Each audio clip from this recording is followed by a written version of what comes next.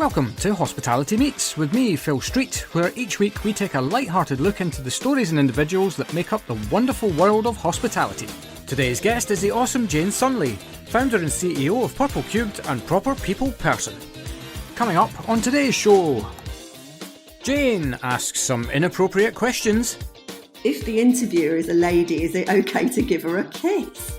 Phil describes what carnage might look like. Lots of serious hospitalitarians letting their hair down. And Jane sets up her funny story perfectly. I've got a bit of a naughty one, so you can decide whether you edit it out or not. All that and a whole lot more as Jane chats us through her story and journey to date. Despite her success, Jane remains as approachable and open as ever, and her journey is an absolute triumph from start to finish, rammed full of stories and some brilliant learning. All told with a wonderful mix of humour and humility. And don't worry, we didn't edit her naughty story. We've got more awesome stories each week, so please don't forget to give us a like, share and review on your podcast platform of choice. It really makes a big difference. Enjoy. Hello and welcome to the next episode of Hospitality Meets with me, your host, Phil Street. Today, we're chatting to someone who kind of bridges the gap, really, between sectors within the industry, and that's being someone who is very much recognised as a people specialist. Known by pretty much everyone under the sun, I think. Yeah. It's not a pun, by the way, on your name. She's a speaker, a best-selling author, and founder and CEO of that awesome lot over at Purple Cubed. I am, of course, talking about the wonderful Jane Sunley. Welcome to the show. Well, thank you so much, and for such a lovely introduction. Was it accurate? Do you know, I kind of know what you do, but I kind of don't know what you do. Yeah, a lot of people say that. Yeah, it was accurate, but who knows what Purple Cube does until I tell you, you know. Indeed. Yeah. How are you anyway? Yeah, I'm great, thank you. Greetings from Los Angeles here this morning. I was going to say, yeah, you're. This is quite. This is probably a first for the show in a few respects. One, you're doing this on your spare time, and I'm forever grateful for that. But your spare time is on the other side of the planet, so yeah, whatever works, I guess. Yeah, absolutely. Fabulous. Well, let's just get stuck in then. Take us all the way back. I can imagine, I mean, you've been the founder of this wonderful business for quite a number of years. How many years now? 21 this September. Is it really? Right. So, but I'm guessing you didn't graduate straight out of university and go, I'm going to found a company doing that, or whatever it is that you did. So take us all the way back to the beginning, and how did you kind of get in or associated with hospitality in the first place? Yeah, it's a funny one, really, because I suppose I remember sitting on a bench at a bus stop with my friend when I was about 10, going, there must be a better place for us than this. And I kept thinking, because I grew up in quite a grotty bit of North Manchester, and never, I'd never do that down because it was great. But I always thought, what am I doing here? How did I get born here? I should have been doing something else. And I never knew how I was going to change that until I went into town one day with my mom, and we stood outside the Midland Hotel in Manchester, and I saw these quite wealthy looking people wandering in and out. And I thought, do you know what? If I go and work in a place like that, then maybe I can go and, travel and move away from this place and all the rest of it. So I just always had in my head that hospitality was kind of a quite way. I mean, it's a very away from motivation to get away from where I was, really. And then I won a scholarship to a really good girls' school when I was 11, and went to this school where they wanted you to, be a doctor or a lawyer or whatever. And, all the rest of it. And everybody stayed on and did A-levels. And there was me and one other girl, the other scholarship girl, actually, who at 16 said, we've had enough of this. I mean, great school and taught me everything. And, that was great. But it was very regimented, and I'm not really that person. And I was always getting into trouble for, smoking and getting up to naughtiness and stuff. So I just thought... Nothing's really changed, Jane. I don't smoke though. But yeah, so when I was 16, I sort of marched off and said, I'm going to leave now and go to catering college. And of course they were absolutely horrified, because in those days they sort of put you into catering if you didn't really know what you wanted to do with yourself. And I said, I really just want to do catering because I want to go into hospitality, because I want to work in a big hotel. So I got into, all sorts of teachers trying to talk me out of it, and everybody being terribly disappointed. And they said to me, you know, if you do this now, you've blown your chance and you're never going to get anywhere, which was very helpful of them, I'm sure. But, you know, for someone Goodness like gracious. me, yeah, but it'd make me go, do you know what? I'm just going to prove you wrong. So I went off to Right. do my OND in Salford College, you know, and then after that, they said, oh, you're really good at this. You shouldn't leave and just go into hospitality. You should go and study a bit more. So I went and did then what was HIMA, which is like the Institute of Hospitality, used to have a qualification then, because there was no hospitality degree. So that was the hospitality degree, I suppose.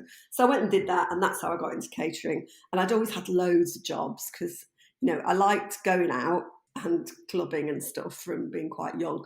And the only way I was going to be able to afford to do that was have all these jobs. So I had loads of jobs in pubs, and I worked in British Home Stores in the staff canteen on a Saturday, where they used to give me a big bag of mints and go do something with that. You know, it was just funny, you know, really. So I'd had loads of experience and just kept going, and then went into hotels when I left. So. Right. So a couple of things I've picked up from in there. Actually, you and I are cut from very similar cloths, because the way to get me to do something is somebody to tell me that I'll never be able to do it. Yeah. That's not a message to anybody out there to test me on that, by the way. But I had a very similar experience at the beginning of my, not beginning of my schooling, in home economics. I was I loved food. I just didn't know if I wanted to do anything with it at the time. I wasn't a particularly great home economist, I suppose. I wasn't great at following recipes to the letter of the law. So when you're creating things that need you to do that, you know, the end product perhaps wasn't the greatest. And I remember my home economics teacher telling me, you will never do anything with food. And yeah, and do you know what? And it absolutely it didn't spur me on so much as like, right, well, I'm going to prove you wrong. But I was like, I bet you I bloody can do something with food. Thanks very much. Yeah. And I ended up ultimately, I was well, by the age of 23, I was running food and beverage for P&O Cruises on one of their ships, you know. And so, and I don't want to go nay, but there we are. Absolutely. Yeah. Yeah. But you've kind of, it almost seems like you've broken down how you're going to get. You've got this vision in your head at this point in time that I want to go and work for places like that, because that's going to broaden my mind, my horizons. How am I going to get there? And you've decided that this is going to be a route that will help you get into that line of work. Yeah, exactly that. And also, I wanted to go and move away from where I was, and I thought hotels are all over the world, aren't they? So yeah, didn't move very far actually. First one. Well, so from college, where did you go? What happened next? So I went to work in this hotel, privately owned group of 3 small hotels in the north. So not very far from Manchester, but and I worked in this Got to hotel start somewhere. in this place called Oldham. And then I had a bit of a disaster, really, my first job, because I was so excited. I came out of college and I'd done really well and all the rest of it. And all there were really were kind of big, you know, graduate training programs with people like Hilton and things. And there's nothing wrong with that, but it just wasn't for me. It's, you know, it's a little bit too regimented. I thought, I don't want to go on a graduate training scheme. I've had all this experience. I've studied really hard. I've done quite well. I want to go and get a job. Anyway, I landed this job as a deputy manager in this hotel, and I thought, wow, I've really done well here. This is brilliant. And I've been there for 3 months, and I thought everything was going well. And because I was a girl, they gave me personnel, you know, which I knew nothing about, really, apart from what I'd done at college. I mean, it was quite funny. There were no female managers. I was it. And then the owners came. It was owned by some Eastern Europeans, and the owners came to visit the hotel. And they sort of looked at me and said, what's she doing here? And I said, oh, hello, and I'm Jane, and I'm the new deputy manager, and Miss bring me over with enthusiasm. And they went, oh, no. We're not having any female managers. Literally. Really? It was a long time ago. And I said, what do you mean? Goodness. And they were like, no, do you want to go and transfer into reception? Literally, this happened to me. You know, you can go and be a reception manager. And I said, I don't want to be a reception manager. I want to be what I'd studied to be. And they said, well, you have to go then. And my general manager was absolutely mortified. You can imagine he was just mortified. And I was really upset because I thought I'd done really well to get this job. I was flying along with it. And I just thought, you know what? There's no point being anywhere where people don't want you. And this guy rang round to everybody he knew and said, look, this awful thing's happened. Can you, give this girl a job? And I got this really job in this really interesting place in a small kind of 3-star hotel in Reading with this very eccentric older guy who just sort of took pity on me basically and took me in. So I packed up my trunk literally and off I went, down to Reading.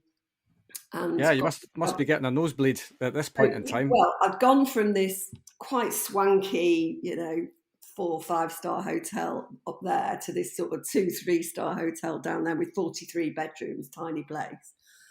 And I thought, well, I've just got to take this job because I can't go home with my tail between my legs. This just isn't going to work. So I went to work in this thing, and this is so embarrassing. But in the big place, they used to call me by my surname. They used to call me Miss Bourne. I was Miss Bourne then before I got married.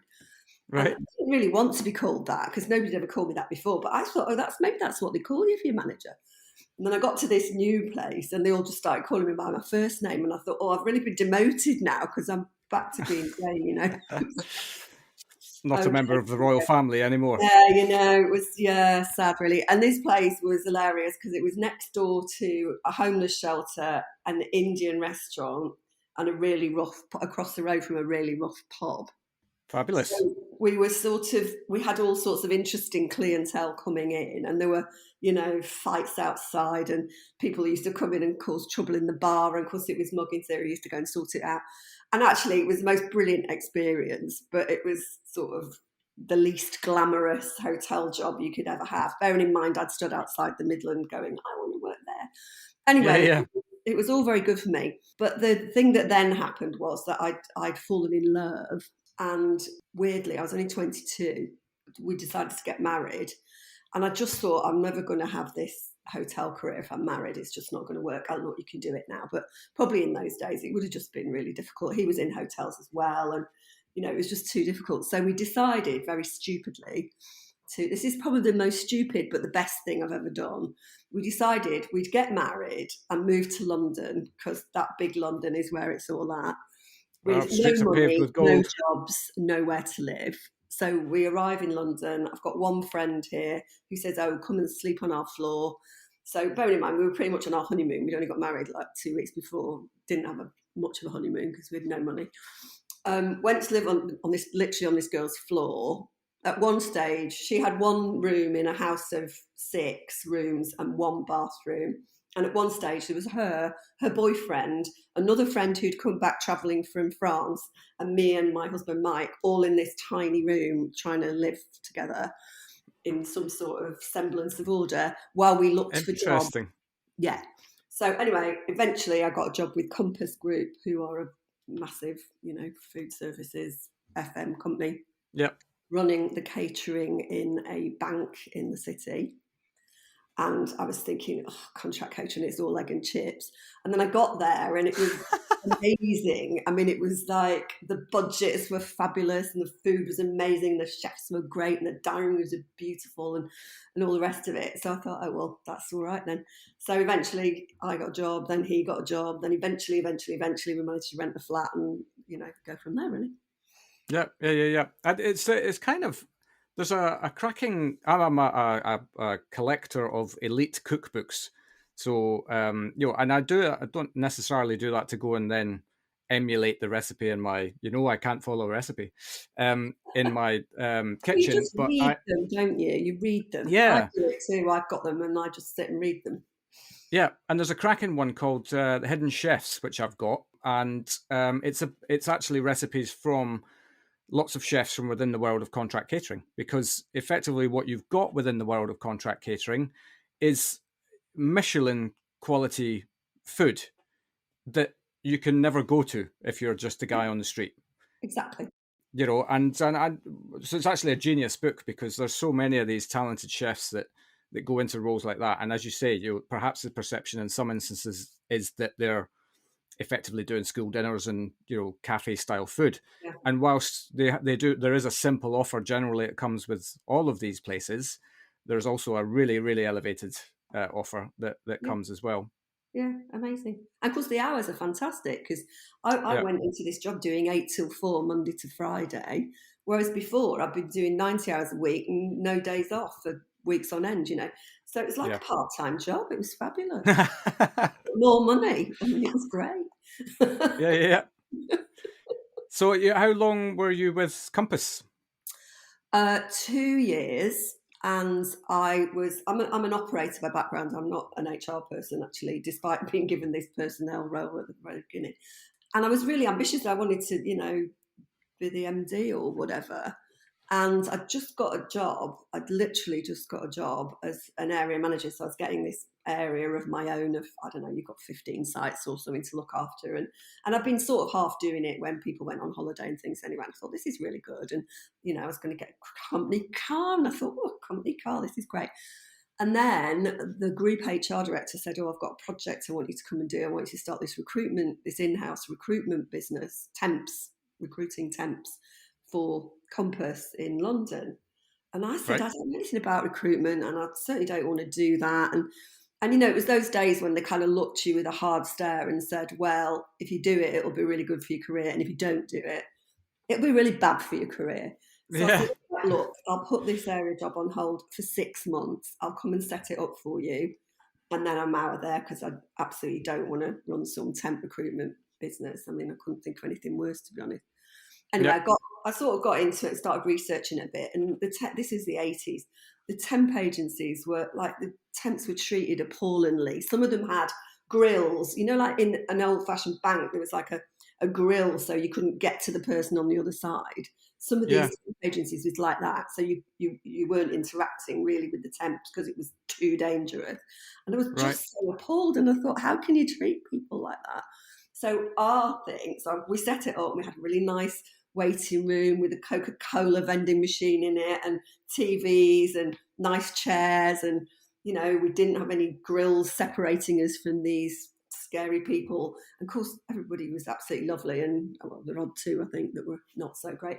But, we just sort of treated people like human beings and gave them training and looked after them and were really nice to them. And you know what? They did a really good job and we were really, really successful. Who'd have thought that doing all of these things would well, Well, it's mad to think that that's a USP, right, at the time. yeah, at the time, I mean, that was shocking, wasn't it, really, just to be, helpful and look after people and stuff. Yeah. So we did that and we ended up opening 4 branches in the end. Needless to say, I stayed longer than 6 months because I'd sort of got going and thought, oh, this is great. I'm not really into the recruitment, but I'm certainly loving the setting up a small business and, all that comes with that. And then my boss at the time bought the agency from Compass because they'd had a change of board and they only wanted to have core stuff. And they were like, why have we got this recruitment business? Why don't we just outsource it? So she, very cannily, she came from a family of venture capitalists, so she had money. And she said, why don't I just buy it take it off your hands, Compass, but by the way, you can still be our client. And then she said to me, look, I don't really want to run this. You run it and I'll sort of, be in the background and do all the big stuff. So I thought, do you know what? Getting quite a good opportunity here to do something different. And that's what I did. So we grew it. I ended up staying quite a long time in the end. I just had a bit of a wake up one day and thought, I'm making all this money for this family, basically. There's nothing wrong with that. I was very well paid, had a very nice car, all that stuff. But actually, I just thought I should probably be doing something for me. Right. So I tried to buy it out, which is a really dumb thing to do because you should never go into battle with people who know business and are in the VC world and are used to really tough negotiations. So I failed miserably to buy this business. And in the end, I had a tiny shareholding and I just persuaded them to buy back my shares. And off I went on my own to set up Purple Cubes. Really? So that was, well, and the rest is history. There's nothing else happened since then. Oh, So no, thanks very much, Jane. no, well, I suppose the reason was because I'd seen all these people, because by now we weren't just doing recruitment temps, we were doing, permanent placements and headhunting and all the good stuff. And I just kept seeing these people go into these jobs and then either the job wasn't as promised or the manager was a fool or, all these things that went on that people would be back in 6 months going, well, it wasn't quite what I was expecting. And can you find me another job? And I thought there's just this massive gap in the market for someone to help companies retain their people. because they were spending all this money on these recruitment fees, which was very nice for those of us in recruitment at the time. But then they were just letting them walk out the door. It was just crazy. Yeah. So we decided I would start the UK's first people retention business. That's what we called it.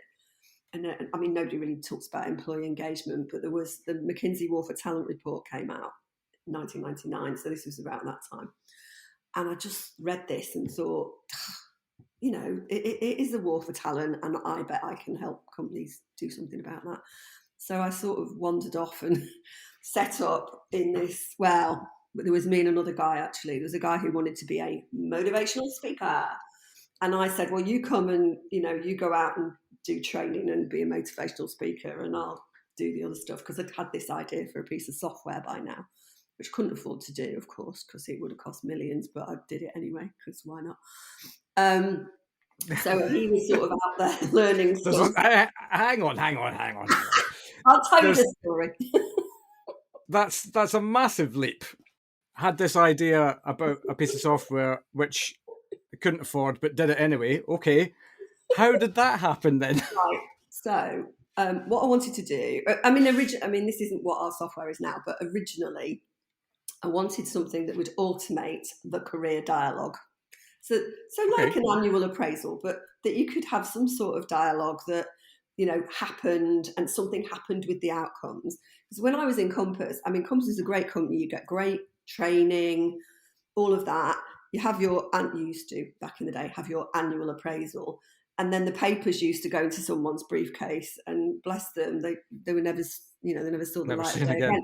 And nothing ever happened with it. And that was even in a really, really good company where they did things really well. And I thought, you know, this whole thing is a bit broken. So I'd literally, on the piece of paper, written how this could work in an automated way. And I mean, I'm not a techie by background by any means.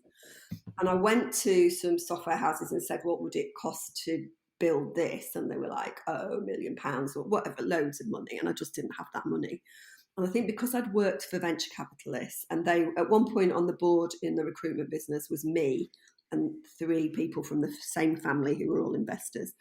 And I'd sort of had my fill of going, oh, I've had an idea. Maybe we could do this, and just being analysed to the 10th degree. And I thought, you know what, when I've got my own business, I want to just be able to try stuff. And if it doesn't work, you know, fail fast and move on. If it doesn't work, we'll do something else. So I was really determined not to have any investment from outside, which probably if I had back then, I would have been sitting on an island by now, sunning myself with a cocktail. But anyway, it was my choice not to do that. So I didn't want to do it. And I was getting a bit fed up. And I said to my brother-in-law, I'm getting really fed up. I want to do this software thing, and I just can't find anybody to help me. And he said, oh, go and talk to this man called Henry Stewart. And I said, who's Henry Stewart? And he used to run this company, he still runs a company, a very good company called Happy. And what Happy now does is all about workplace culture, a bit like us, but not in art, mainly for public sector. But at the time, Henry at Happy had just got into e-learning and online learning, and that was quite new. Anyway, my brother-in-law said, oh, don't worry, just call him and say, Martin told me to call you, and, you know. So I call him up and I go, Martin Sunley told me to call you. And he's like, yeah, all right then, come and see me. So I went to see him, had this really good meeting. He really got what I was trying to do. He's very eccentric, this man, wonderful, brilliant man. And he was going, yeah, this is fantastic. You should do it. And I was like, I can't afford to do it. And he said, do you know what? I really like you and I really like what you're trying to do. I'll just do it for you super cheap. You know, I'll get you a base product and you can take it from there. So I thought, this is great. So I say to my brother-in-law afterwards, thank you very much. That was a great introduction. How do you know? Oh, no, I know. I said to Henry, how do you know my brother-in-law? And he said, I've never heard of him. So I said, what do you mean? He said, I've never heard of your brother-in-law. I don't know who he is at all. I said, why did you see me? And he said, oh, I don't know. You sounded quite nice. So then I say to my brother-in-law, well, thanks for the introduction. How do you know Henry? He went, oh, no, I've known him years. He's in PR, my brother-in-law. Let's draw no conclusion from that. I said, you've known him for years. How exactly do you know him? And he went, oh, I don't know. I just know him. I said, no, you don't know him at all, do you? And he went, well, no, but I saw him speak at a conference once and he sounded exactly like the sort of person who would have helped you. So, I mean, no, that's one of those mad fate things that I never would have got this thing off the ground if that hadn't happened. So it's just a weird one, isn't it? Anyway, so we managed to get some sort of basic product built, more or less. I mean, it was hilarious. It all kept going wrong. But, I remember the first time we went to demo it to a client, they went, "Oh, can you show us the reports?" And we were like, "Yeah, we haven't got any of those yet, have we?" We're like, "Yeah, Not yeah, yet. it's just being worked on at the moment." Oh, God, reports. I mean, it was so amateurish and embarrassingly awful. But of course, the rest of the business was going all right. We don't do loads and loads of traditional type training now, but back then we used to do a lot of that. Right. And so that was bringing in cash. I should probably go back one and mention that the day after I started this business was 9/11.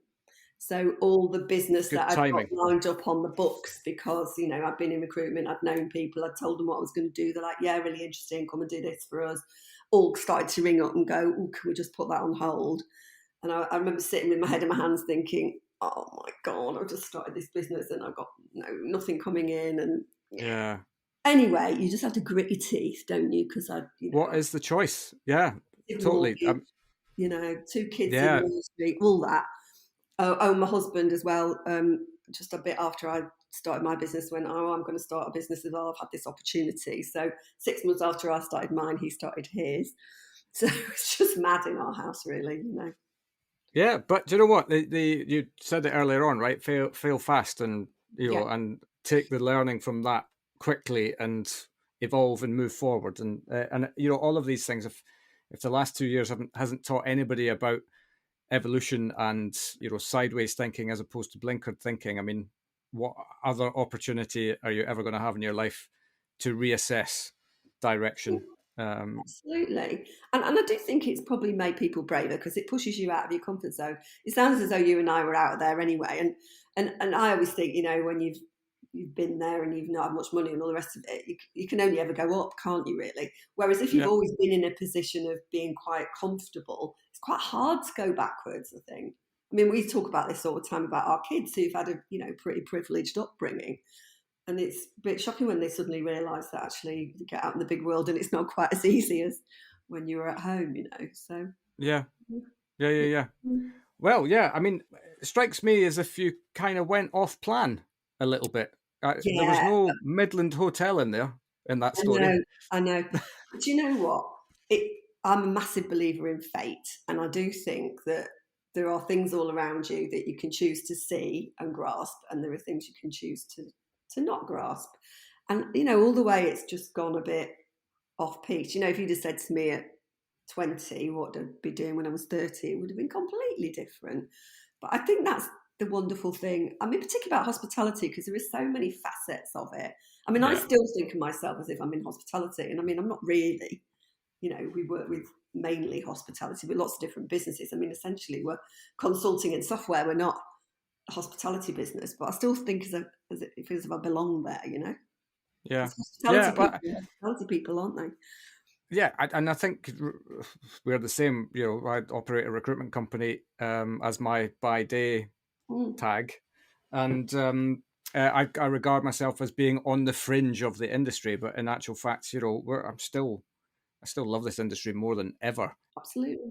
And it doesn't mean just because I'm not operating something. I mean, I'm operating a business, but I'm not operating a restaurant or a hotel or whatever. That doesn't mean that my opinion matters less in Exactly. how we can make things better.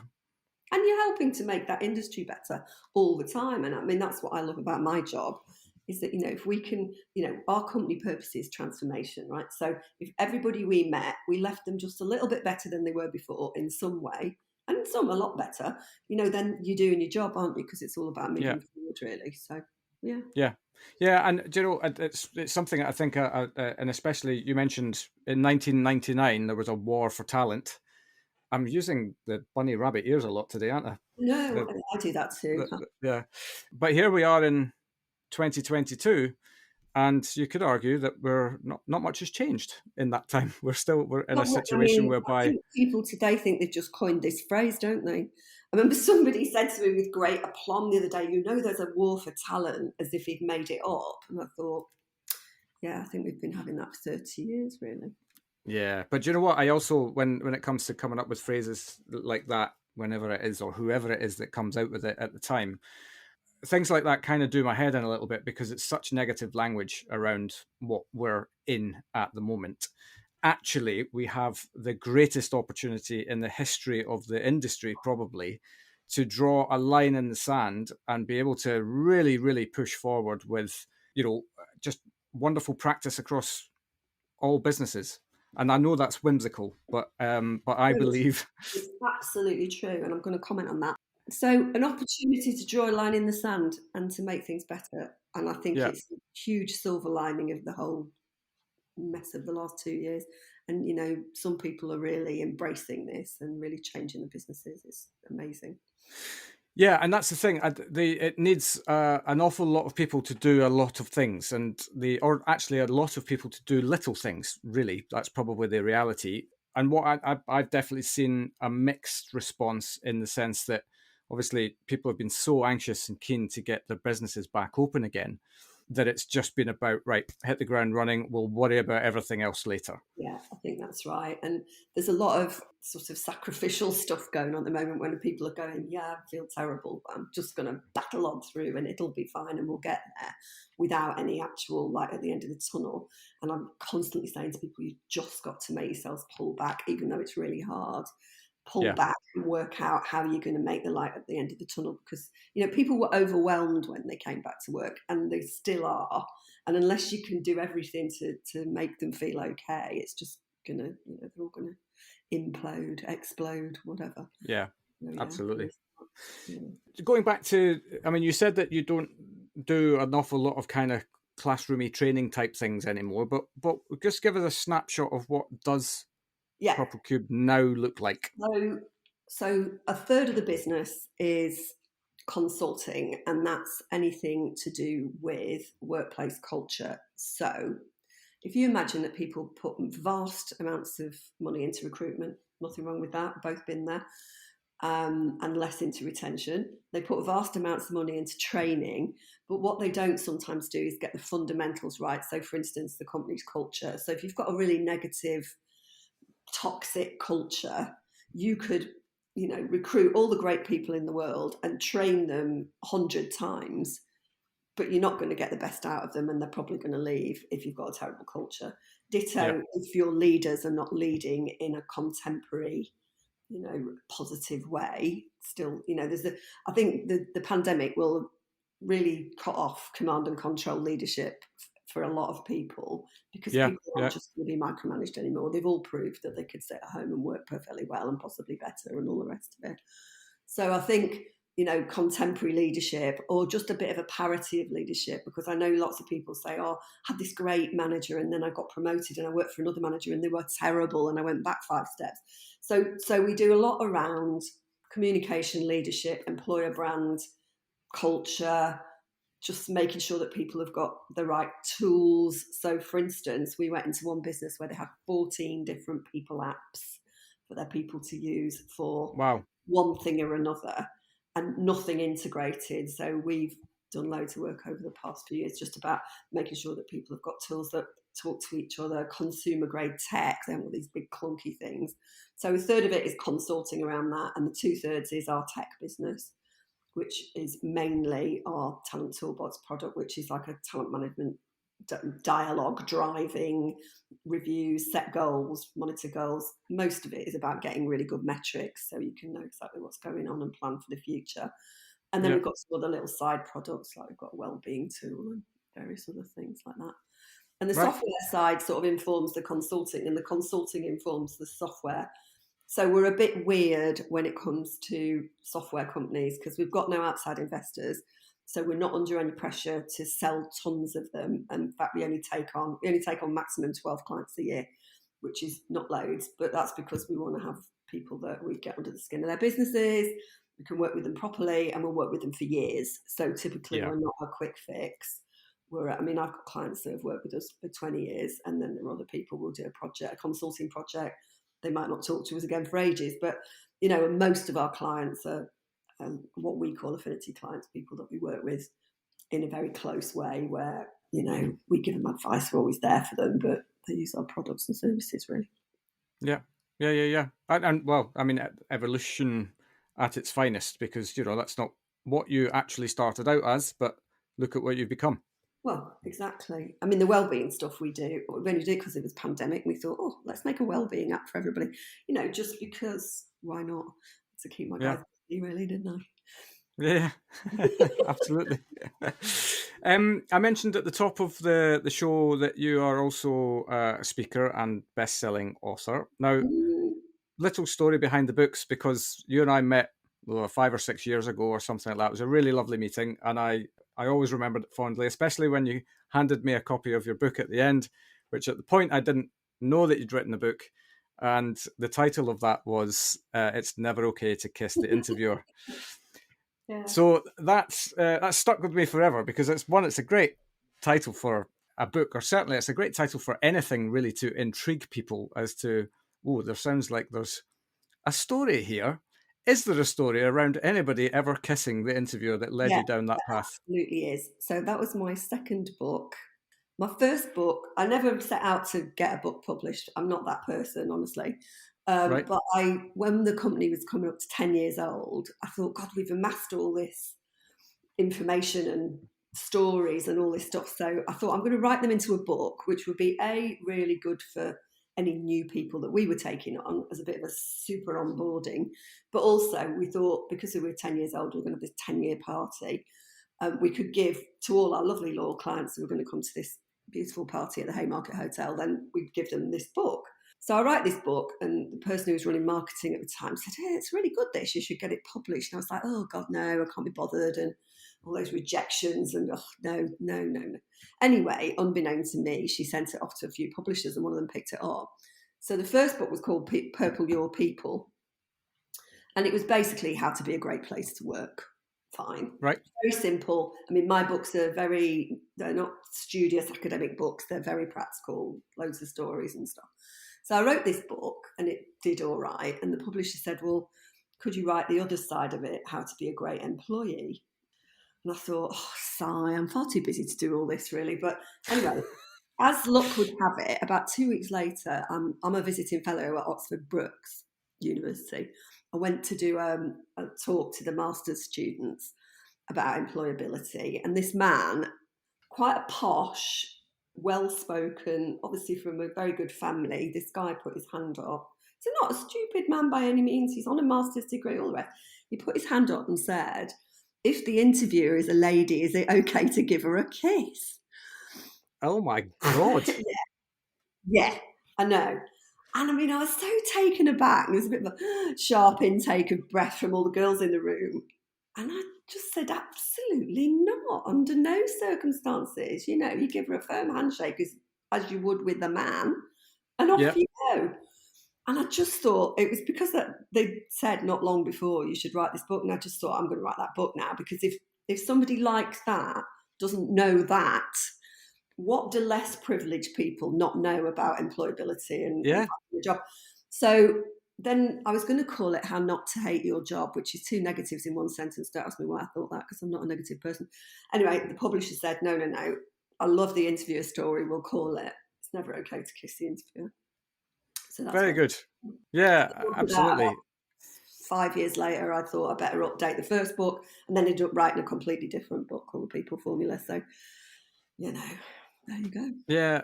And what did they say when you're writing a book, that they get you to write out avatars as to who this book's for and all of that sort of thing, and a lot of the time, and I've had many a book idea, and in fact I am writing a book at the moment on the side, but the a lot of it is centers around who is this book for.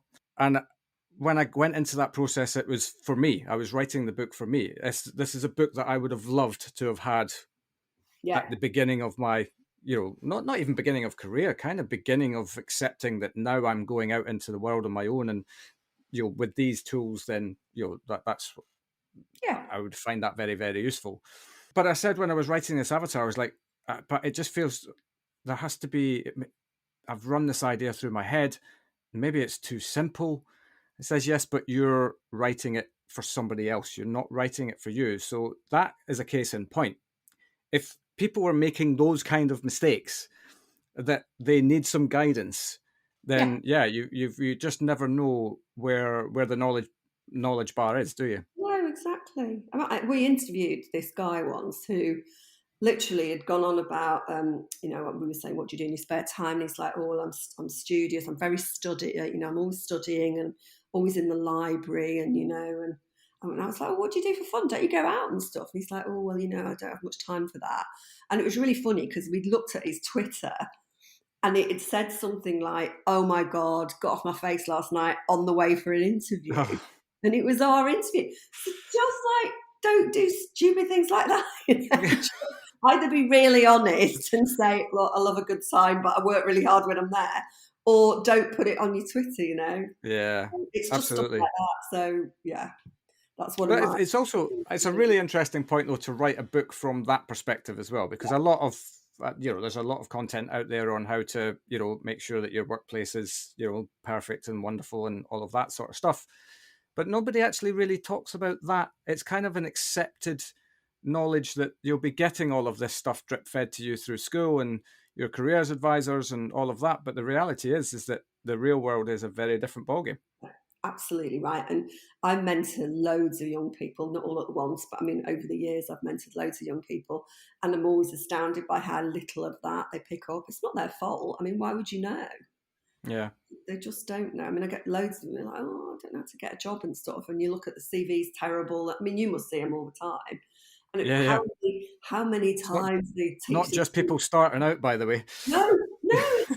I mean, CVs. I mean, I suppose mostly now it's online applications, isn't it? But some of the CVs I see, and I think, oh my God, what did you write that for? It's like bizarre. Yeah, But yeah, you, absolutely. you people like us, I think we're quite good at putting ourselves in other people's shoes, and that's what makes it easier to write the books because Yeah, they're not you. But I think there's a certain skill to putting yourself in that person's position and thinking about it from their perspective. And I know you do that because I've met you a few times now. And it's that bless you. thing. So maybe that helps us to write these simple but effective books. Who knows? Well, it's not written Yeah, yet, so it might not be effective ever. But anyway, sure it will. one Sure it step at will. a time, one step at Yeah. a time. Conscious of time a little bit, but Oh, it's going fast. yeah, no, it's flying by, isn't it? A question I like to ask everybody. You've kind of covered a few points in this, I think, but what would be your top 3 reasons why somebody should join hospitality? Yeah. Okay. First of all, you can learn amazing skills. And I think we should have national service in hospitality. So everybody has to go Nice. through a year or something in hospitality because you learn things in hospitality that you would never learn anywhere else. And I think that's what's wrong with the world, actually, because you learn resilience, teamwork, how to deal with people, how to stand up for yourself, all those things, how to be really organized, how to deliver on your promises. Yeah, The standards in hospitality in terms of the skill set are so high that you just don't get that anywhere else. And I mean, I meet yeah, bankers who have not got the organisation and social skills of a starting out person who's a server or something. It's so skills for a start. 2, I think sky's the limit. If you're good and you're determined and you want to work hard, you can go anywhere with it, literally anywhere. And yeah. I mean, I always remember there was a salary survey years ago, and it said the average salary of a 5-star general manager in Park Lane was 300,000 a year or something. And I thought, do you know what? People don't realise that, do they? No, no, Loads that more, sort I of mean, stuff so never really there's gets out, that. does it? No, so I mean, there's that stuff, and then I guess just the people and the food. If you love food, I love food, you love food. If you love food and you really like people, what perfect industry to be surrounded by great people. And we all look after ourselves, don't we, in hospitality? I Yeah, had a very beautiful lunch at the Beverly Hills Hotel last week with a client, so this is not on me. But I had this lovely lunch with a client from London, and we were catching up. And the chef came out, the executive chef came out, say hello and all that. And then nothing to do with me, all to do with my client. And then at the end, when we came to do the bill, they said, "Oh, that's okay, it's been taken care of." And I mean, we would never have gone if we thought it was a free lunch because we're not those people. But yeah. that's just like hospitality just wants to look after its own, and there's nothing like it. I love that. Not just Here, because I like here. stuff, but it's the generosity of spirit is fantastic. Totally. And do you know what? I was at the Back to the Floor event on Friday evening Yeah, it looked at great. the Royal Lac. Oh my God, it's my first ever experience of it, and I feel like I just want to shout about it forever. because the unity in the room was Yeah. phenomenal. It was lots of serious hospitalitarians letting their hair down, Yes. and doing something really good. And by God, did I walked away from that feeling, well, one, feeling knowing that I would have a hangover the next day, but two, it's things like that that really restore faith and confidence that Oh, we've got yeah, such a wonderful group of people stewarding this industry at the moment. absolutely. Let's use that. Let's absolutely shout about how good it is for all to hear. Absolutely. It's marvellous. And I'm sorry I missed that event actually because it looked amazing. And I kept seeing it coming up on social media thinking they're having such a good time there. Yeah. Yeah. I Yeah. would let you off. I think you were in Los Angeles, so that'd have been an Well, you expensive can't have it reason to come always. back. Yeah, it would have been a bit pushing the boat out, wouldn't it? I know. But yeah, Yeah, it's a great industry and people need to know that for sure. absolutely. Final question before you go. Actually, final two questions before you go, and Yeah. then I'll say 3 questions, 4 questions, etc., etc. But I know you've given us a couple of stories already. Are we missing any? Are there any? I feel like you are such a stories-based Ooh. lady. Are we leaving any gems out there that should be I've got heard? a bit of a naughty one, so you can decide whether you edit it out or not. Oh no, no, definitely not. When I got the job running this catering in this very swanky, it was a Scandinavian bank. And as I said, it was, loaded. The first day I got there were all these Porsches lined outside. And I thought, oh, these are nice swanky cars. I wonder what they're doing there. And they were like the house cars that people could just borrow. I mean, it was like that. Yeah. Right. I mean, I couldn't borrow them because I was catering, obviously. Anyway, but I had this. So the relationship is you work for Compass, but then you report into also a client on site who's typically the head of FM or something. And I had the client, and I used to go up for my weekly meeting with him and all this, and we used to get on very well. Anyway, one time I was summoned not on a day when I'd normally go and see him. So I was summoned up there, and he was very, straight laced and sat there looking at me. And he said, "We've got a serious problem here." And I said, "Oh God, what's gone on?" And I always think it's me. Don't ask me why. I always think, "Oh God, what have I done? What inadvertent clanger have I dropped now?" Yeah. Yeah. Anyway, The same. he said I was walking through the kitchen last night, and I heard from the dry store, I heard whoops and moans of a sexual nature, like how I kept my face straight. So I was saying, "Okay, could you tell who it might have been?" And he said, "Well, it was two men." So he was more outraged that it was two men than that it was the whoops and the moans of the sexual Right. nature. And I said, "Well, what would you like me to do about it?" And he said, "Well, I want you to get rid of those people." And I said, "Well, we don't know who they are." And he said, "Well, I need you to find out who they are, and then I want them gone." And in my head, I sort of knew who I thought it probably was, but of course, So this gives me a dilemma because I'm thinking I've got to find out who these people are. They obviously shouldn't have been doing that in the dry store, should they? And certainly not making a bit of a noise while the guy was walking past. No. Anyway, it transpired upon a bit of investigation that it was a sous chef and a commis chef having a little experience off the record and Making up their own recipes. yes, yes. Very. Anyway, I did persuade them that perhaps it would be a good idea for them to look on the vacancy list that was there at the moment, and perhaps apply for some job somewhere else. So I was able to sort of move them on into no lesser job. And then, Right. So I didn't want to sack them. I mean, stuff happens, doesn't it, really? I know you shouldn't be doing Doesn't it that, just? sitting on a bag of flour or whatever, but, I thought I'm not one for ruining people's careers because they make a stupid mistake, because everybody's made a stupid mistake, and, Absolutely. a little bit of leeway there. So I was able to move them on and keep the client happy and all the rest of it. But that was a funny story. And then the other one from that time was there was a very austere, elegant, beautiful, older head of the restaurant. We had all these directors' dining rooms, and she was head of all the dining rooms. And bearing in mind there were no mobile phones then, so she used to come into my tiny little office in the afternoon, supposedly to run her catalogue, right, like a clothing catalogue. Okay. And I sort of used to go out of the office while she was doing it because it was so small, there was no room. And I thought, it's all right, I don't mind her using the phone, I'm going to sit out on one of the restaurant tables, do my paperwork, whatever. But she kept doing all these things, and everything she bought was either black or brown, or anything she sold was black or brown, and only ever in a size 12 or a size 14.